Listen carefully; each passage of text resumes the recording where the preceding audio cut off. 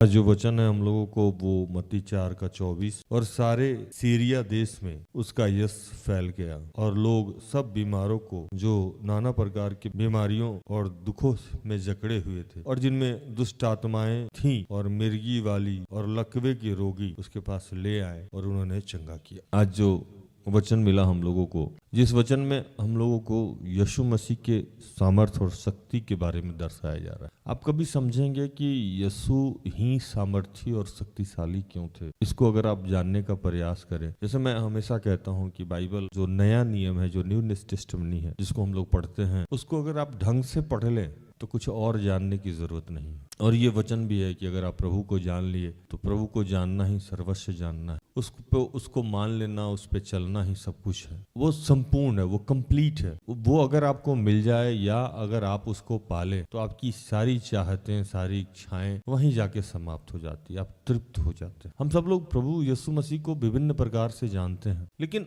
हम लोग कभी ये समझने का प्रयास नहीं किए कि वही क्यों यीशु है, उन्हीं के साथ ये सारी शक्तियां क्यों काम करती है और उन्हीं के माध्यम से सामर्थ्य का धारा प्रवाह कैसे होता है, सामर्थ्य प्रवाहित कैसे होता है। कभी इस बात को भी समझना चाहिए। लूका 4:14 में लिखा हुआ था कि फिर यीशु आत्मा की सामर्थ्य से भरा हुआ गलील से लौटा और उसकी चर्चा आसपास के सारे देश में फैल गई। और आज जो वचन दिया गया मुझे, वो लिखा गया है कि और सारे सीरिया देश में उसका यश फैल गया और लोग सब बीमारों को और जो नाना प्रकार के बीमारियों और दुखों में जकड़े हुए थे और जिनमें दुष्ट आत्माएं और मिर्गी वाली और लकवे की रोगी थी उसको पास ले आया और उसने उन्हें चंगा किया। दोनों ही वचन एक बात की पुष्टि करता है कि ये सारा सामर्थ्य, ये सारी शक्ति जो यीशु मसीह के माध्यम से प्रवाहित हो रही थी, वो इस योग्य थे कि उन्हीं के माध्यम से प्रवाहित हो। जैसे मैं बोलता हूँ कि न भूतो न भविष्यतो, कभी भी यीशु मसीह के बाद और यीशु मसीह के पहले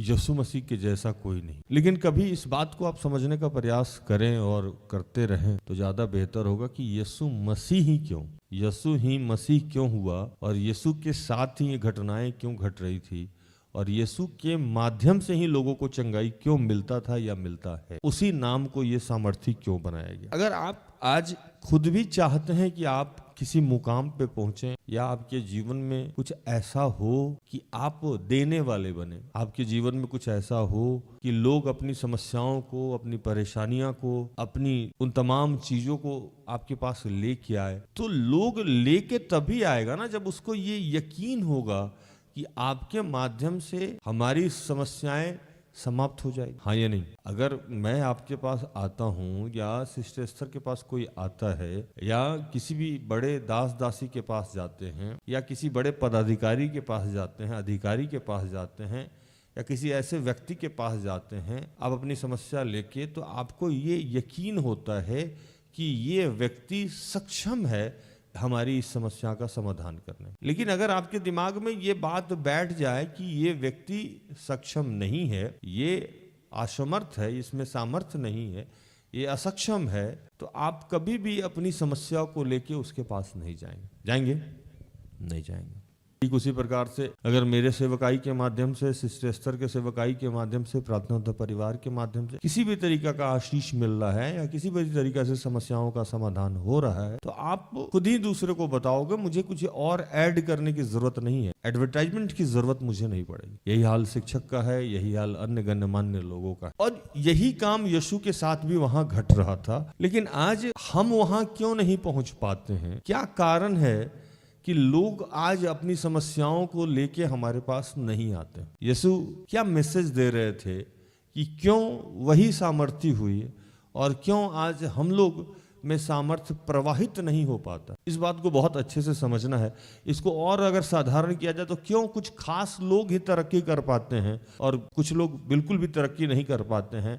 आज कुछ व्यक्ति विशेष ही बहुत अच्छे मुकाम पे पहुंच पाता है और बाकी सारे के सारे लोग निचले स्तर पे ही रह जाते। तो पहली बात जो यीशु ने यहाँ करी कि यीशु ने अपने आप को पवित्र आत्मा के अधीन कर दिया, और पवित्र आत्मा जैसे जैसे उसको निर्देशित कर रहा था, जो मैंने आपको बताया भी कि पवित्र आत्मा जंगल में जहाँ जहाँ उसको लेके जाना चाहता था, जैसे जैसे लेके जाता था वैसे वैसे वो गया, और 40 दिन तक पवित्र आत्मा जहाँ बोला जो बोला वही किया।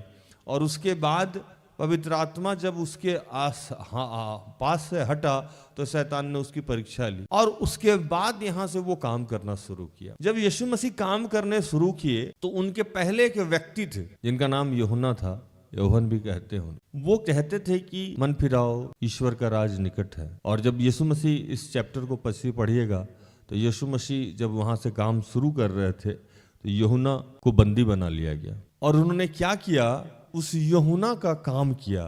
3:11 जब पढ़िएगा तो यूहन्ना ने यीशु मसीह के बारे में एक बात कही थी, पढ़िए।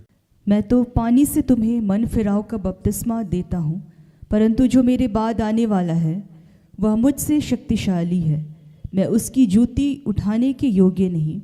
वह तुम्हें पवित्र आत्मा और आग से बपतिस्मा देगा।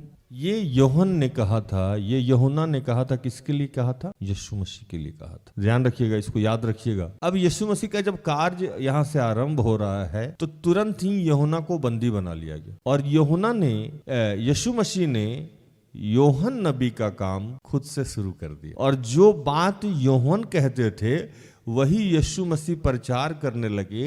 ये भूल गए कि वो कौन है।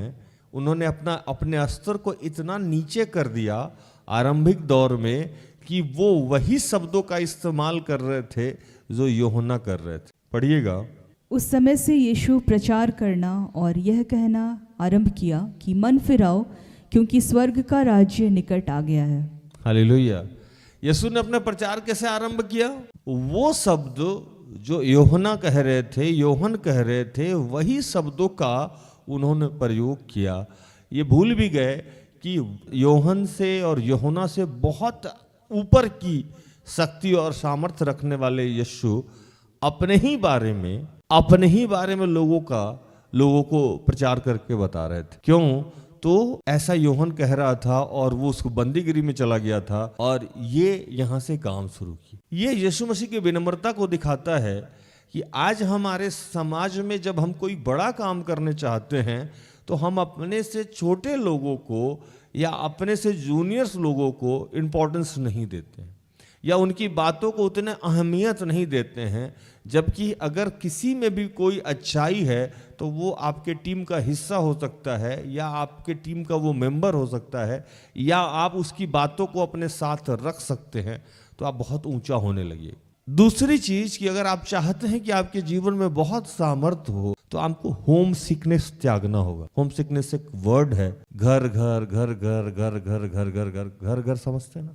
अपना घर, अपना बच्चा, अपना परिवार। आज जिसको भी अपने घर से बहुत लगाव है या सिकनेस है, मतलब इतना लगाव कि बीमारी हो गया है वो चीज, आप अपने घर को, अपने मोह को नहीं त्याग सकते हैं, तो आपके जीवन से सामर्थ्य प्रवाहित नहीं होगा। हालेलुया। तो पहला मैंने आपको बताया कि आपके इर्द गिर्द छोटे या बड़े कोई भी लोग हों, अगर वो कोई अच्छी बात कह रहे हैं तो उसको आप भी एब्जॉर्ब कीजिए और उस पर चलिए। वहाँ आप अपने आप को बड़ा दिखाने के चक्कर में सामने वाले कोई अच्छी बात कह रहा है, अगर वो छोटा है या किसी गैर विश्वासी से धर्म से है या गैर क्रिश्चियन है या गैर जाति से है, आप उसको सीधे खारिज डिनाई नहीं कर दीजिए कि वो मेरे धर्म से नहीं है, वो मेरे जाति से नहीं है, वो मेरे समुदाय से नहीं है, वो पैसा वाला नहीं है, वो पढ़ा लिखा नहीं है। इस बात से आपको कोई फर्क नहीं पड़ना चाहिए। और दूसरा, सिर्फ अपने ही घर, अपने ही परिवार के बारे में आपको नहीं सोचना चाहिए, जिसमें एक मुख्य कारण है कि हम लोग ये सोचते हैं कि नहीं, हम तोरपा छोड़ के कहीं जाएंगे ही नहीं। अगर सिस्टर एस्तर सोचती कि हम तोरपा छोड़ के कहीं नहीं जाते तो आज प्रार्थना उदा तो नहीं रहता। यीशु के बारे में जो पहली बात लिखी गई है कि कभी भी वो अपने घर पे नहीं पाए जाते। आज मैं अपने देश के जितने भी बड़े बड़े लोगों को जानता हूं, वो सारा दिन घर पे नहीं बैठे रहते। वो चाहे विद्यार्थी जीवन जिए हो तो, चाहे पॉलिटिकल जीवन जिए हो तो, चाहे वो ऑफिसर हो तो। और आज के समय में हम सबको घर बहुत प्यारा है और हम घर से ऊपर उठ के सोच ही नहीं पाते हैं, और यही कारण है कि हमारे जीवन में बहुत सारा शक्ति सामर्थ्य नहीं आ पाता है, क्योंकि जब हम घर से बाहर निकलेंगे नहीं तो लोग हमसे जुड़ेगा कैसे? जुड़ेगा नहीं जुड़ेगा। कुछ भी बड़ा करने के लिए आपको अपना दायरा बढ़ाना होगा, और अपना दायरा बढ़ाने के लिए आपको घर से आगे निकलना होगा। आगे यीशु मसीह जैसे ही सेवा का अभी उन्होंने आरंभ नहीं किया है, अभी उन्होंने कुछ नहीं किया है। अभी उन्होंने क्या किया कि पहले तो वो अपने घर से बाहर हुए, और घर से बाहर होके जो पहला काम किया कि उन्होंने सीधे तौर पे कोई काम नहीं किया, पहले उन्होंने अपने टीम का निर्माण किया। और सबसे पहला जो उन्होंने काम किया कि जितने बीमार लोग थे, ध्यान से समझिएगा, अभी अपनी कोई बात उन्होंने नहीं कही। उन्होंने नहीं कहा कि तुम पड़ोसी प्रेम करो, उन्होंने नहीं कहा कि तुम उन्होंने नहीं कहा कि तुम नमक हो, तुम ये हो, तुम ज्योति हो, पिता ने मुझे ये सिखाया। अभी उसने कोई बात नहीं कही, बस उन्होंने अपने टीम का निर्माण किया।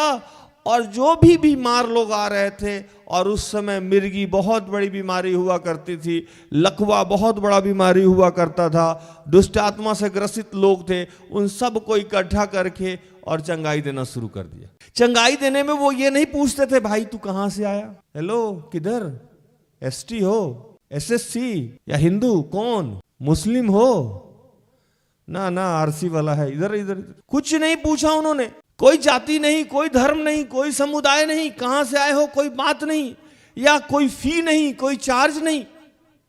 बस 5 आदमी को इकट्ठा किया, जो समस्या जो भी लेके आए उसको उन्होंने तथास्तु, जाइए ठीक हो गया।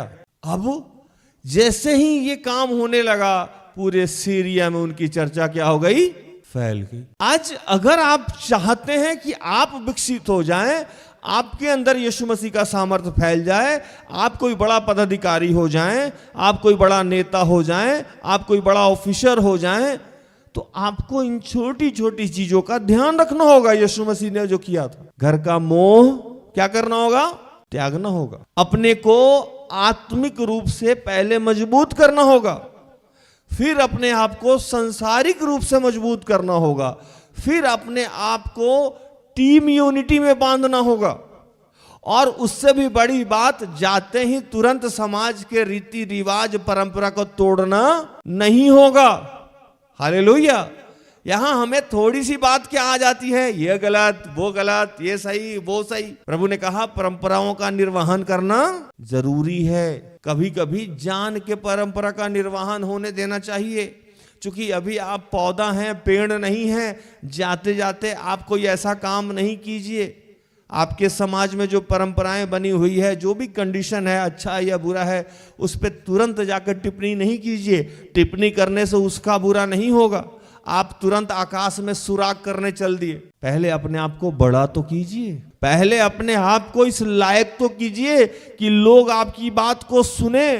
पहले आप कुछ ऐसा तो कीजिए कि लोगों की जरूरत आप होइए। यीशु मसीह वहां लोगों की जरूरत हो गए थे। लोग कहता था अरे भाई तो मुफ्त में इलाज करता है, लेके चलो। जो बीमारी कहीं नहीं छूटा वो यीशु मसीह छुटा देते थे। तो वो लोगों की जरूरत हो गए थे। जब ये बातें हो गई, तब यीशु मसीह अपनी बात को रखने लगे कि मेरे पिता ने ये कहा है, तुम्हें ऐसा जीना चाहिए, तुम्हें ऐसा खाना चाहिए, तुम्हें ऐसे पीना चाहिए, तुम्हें ऐसे रहना चाहिए। आज आपको यही करना है। जितने लोग यीशु मसीह को जानने वाले लोग हैं, जितने लोग यीशु मसीह को मानने वाले लोग हैं, उन सबको चाहिए कि सबसे पहले अपने आप को क्या करें, मजबूत करें। तो पहली समस्या क्या हो जाती है कि जैसे ही हमें कुछ अभी आता नहीं है, अभी हम ठीक से पैर पे खड़े नहीं हैं, लेकिन समाज के बुजुर्ग लोगों को जाके, जो बड़े बड़े पद पे बैठे हुए हैं, तुरंत जाके उनको ज्ञान देते हैं और पूरे समाज को अपना दुश्मन बना बैठते हैं। हाँ या नहीं? वो जो लाइन जो मैं बराबर कहता हूं, तो उन लोग के मन में यही बात आती है कि चलते हैं आज हमसे तेवर बदल बदल, जिनको सिखाया हमने चलना संभल संभल से। आपके 10 साल के बच्चे, आपके 15 साल के बच्चे, आपके हाथ पकड़ने वाले बच्चे तुरंत आपको ज्ञान देने लगते हैं, तो उनके मन में यही आता है, अरे अभी तो ठीक से ब्रश नहीं करता है, ठीक से नहाना नहीं जानता, अभी हमें को ज्ञान देने आया। तो तुरंत से अपने बुजुर्गों को ज्ञान ना दें और अपनी बात को ना रखें। आप ऐसा कर रहे हैं तो पूरा समाज और पूरा परिवेश आपका क्या हो जाएगा? दुश्मन हो जाएगा, विरोधी हो जाएगा। ये बात यीशु मसीह ने वहां मैसेज दिया, लेकिन हम इस बात का ध्यान नहीं रखते हैं। आगे यीशु मसीह ने अपने घर को त्यागा, जो मैं कह रहा हूं।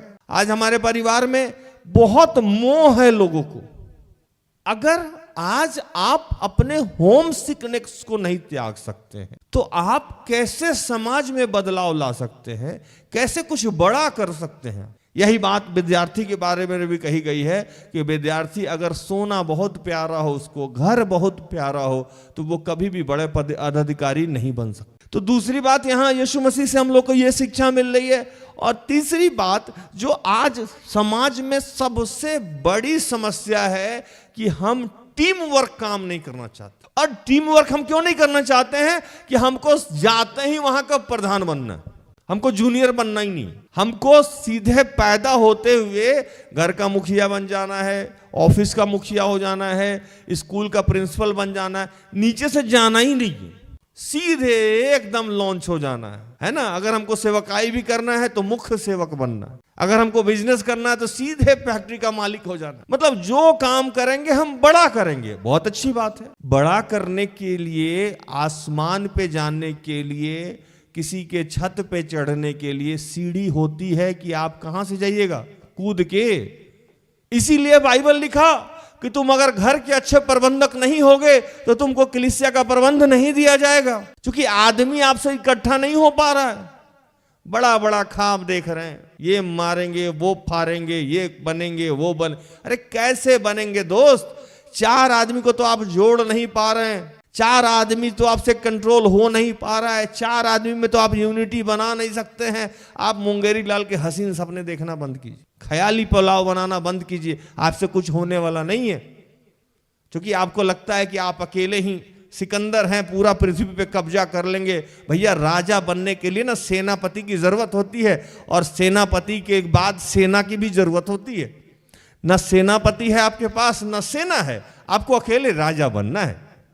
तो आज अगर आप चाहते हैं कि यीशु मसीह जैसा सामर्थ तो आप में हो नहीं सकता है, लेकिन अगर आप चाहते हैं कि आप शक्तिशाली हों और लोगों के जीवन को आप बदल पाएं, तो आपको अपने आप को स्ट्रांग करना होगा। और स्ट्रांग करने के लिए आत्मिक रूप से भी भरना होगा। तुम तब तक यरूशलेम में ठहरे रहो जब तक कि तुम पवित्र आत्मा से भर ना जाओ। आत्मिक होइए। बिना अध्यात्म के कोई भी आदमी शिखर पे नहीं पहुंच सकता। बिना ज्ञान के कोई भी आदमी शिखर पे नहीं पहुंच सकता है। ज्ञान अध्यात्म से होता है और अध्यात्म आत्मा से आता है। हालेलुया। सांप सीढ़ी का कभी खेल देखे हैं आप लोग? भैया, लीडो खेले हैं आप लोग? सांप सीढ़ी होता है, उसमें 1 नंबर से आप चलना शुरू कीजिएगा। चलते चलते चलते चलते आपको लगेगा कि अब 100 पे पहुंचने वाले हैं। 99 पे काला कोबरा मुंह खोल के इतना बड़ा बैठा रहता है, या 97 पे 98 में। जैसे उसमें आपका गोटी गया, आप सीधे पहुंचेंगे। कहां पहुंचे आप? सीधे 9 पे, 8 पे, 6 पे, 5 पे। तो भैया, ये जिंदगी सांप सीढ़ी है। अगर प्रभु नहीं चाहा तो आप देखते होंगे ना, लोग कहता है पीटी में छट गए, भाईवा में छट गए, 1 नंबर से छट गए, 7वें नंबर पे सांप उसको क्या किया? डस लिया। वो कहां पहुंचा दिया उसको? सीधे। कभी लीडो में सांप सीढ़ी खेल के देखिएगा, बहुत मजेदार गेम। आपको लगेगा कि बहुत रफ्तार से आप आगे जा रहे हैं, लेकिन जहां डसा फिर आप जिंदगी को वहीं से शुरू कीजिएगा। तो अगर प्रभु आपके साथ नहीं है तो बार बार वो डसेगा, बार बार गिर के फिर 0 पे। मेरे पुराने जीवन में यही होता था, बार बार हमको डस लेता था, बार बार हम गिर के नीचे आ जाते थे, फिर चलते थे, फिर डसता था, फिर नीचे आते थे। आप लोग भी, आज बहुत सारे लोग मुझे सुन रहे होंगे जो लगता होगा कि जीवन में हम असफल क्यों हो जाते हैं। भैया, बहुत मेहनत करते हैं। तो भाई, डस लेता है आपको, है ना? वो कोबरा बैठा हुआ है वहां, डस लेता है। उस कोबरा के सर पे पैर रखने का सामर्थ्य किसको है? ईश्वर को।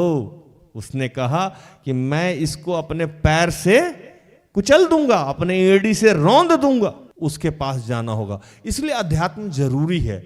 और दूसरा, जो मैंने आपको बताया कि तुरंत जाके भिड़िए नहीं, समाज से, रीति रिवाज से, परंपरा से ज्ञान नहीं दीजिए। जो चल रहा है उसी में चुपचाप चलिए और अपने आप को मजबूत बनाइए। अपने आप को कैसे मजबूत बनाना है? Team work, team work, team work. लोगों को इकट्ठा कीजिए, उसमें जाति, धर्म, समुदाय नहीं देखिए। जिसके पास अगर कुछ हुनर है, गुण है, कैसे है गुण है? तो धोनी साहब एक शॉट मारते हैं जो आप लोगों ने देखा होगा, जिसको हेलीकॉप्टर शॉट बोलते हैं। तो हेलीकॉप्टर शॉट धोनी का अपना गेम नहीं था। जब ये खेल सीखते थे तो वहां का एक सीनियर प्लेयर था जो इस शॉट को मारता था, और वो शॉट सीखने के लिए धोनी उसके पीछे पीछे घूमते रहते थे। तो वो बोला समोसा खिलाओगे तो सिखाएंगे। तो समोसा खा के ये शॉट सीख लिए। जो आदमी शॉट सिखाया वो दारू पी के रह गया, और ये वो शॉट सीख के इंडियन टीम के कैप्टन हो गए। तो वो आदमी में चाहे जितनी भी बुराई थी, धोनी ने उस बात को नहीं देखा। धोनी ने उससे वो गुण क्या किया? ले लिया। अगर आपके जीवन में आपको तरक्की चाहिए, उन्नति चाहिए, और आप चाहते हैं कि लोग आपको जाने और अपनी समस्याओं को आपके पास लाए, तो यूनिटी बनाइए, टीम बनाइए। एकता में बहुत सामर्थ्य। बाइबल में लिखा कि 2 धागे से बटी हुई रस्सी कोई तोड़ नहीं सकता। एकता के बारे में बोला जा रहा है कि अगर आप मजबूत हैं, आप एक हैं, तो आपको जल्दी से कोई गिरा नहीं सकता। टीम वर्क बनाइए। अपने आप को बढ़ाने से ज्यादा टीम को ऊंचा कीजिए। जब टीम बढ़ेगा तो आप खुद ही बढ़ जाइएगा। यीशु ने क्या किया? खुद तो चले गए, लेकिन उनका टीम था। तो आज भी मैं यीशु यीशु कर रहा हूं ना, है ना। अगर अकेले 5 जगह प्रचार करते तो आज हम और आप उनको जानते? नहीं जानते। अगर उन्होंने टीम को खड़ा नहीं किया रहता तो आज उनकी कही हुई बातें न पुस्तक में लिखी जाती। पुस्तक किसने लिखा? मत्ती ने, लूकस ने, यूहन्ना ने, याकूब ने, पौलुस ने। ये सारे लोग कौन थे? उनके टीम के मेंबर थे। आप भी चाहते हैं कि लोगों की समस्याओं का समाधान करें। हम सब लोग बहुत बड़ा बड़ा सपना देखते हैं, लेकिन वो पूरा नहीं होता है। पूरा इसलिए नहीं होता है कि ये छोटी छोटी चीजें हम नजरअंदाज करते हैं। तो आशा करते हैं कि प्रभु इन सारे वचनों को आपको समझा दिया होगा, समझ गए होंगे। तो प्रभु इन सारे वचनों से आप सबको और मुझे भी आशीषित करे। आमीन।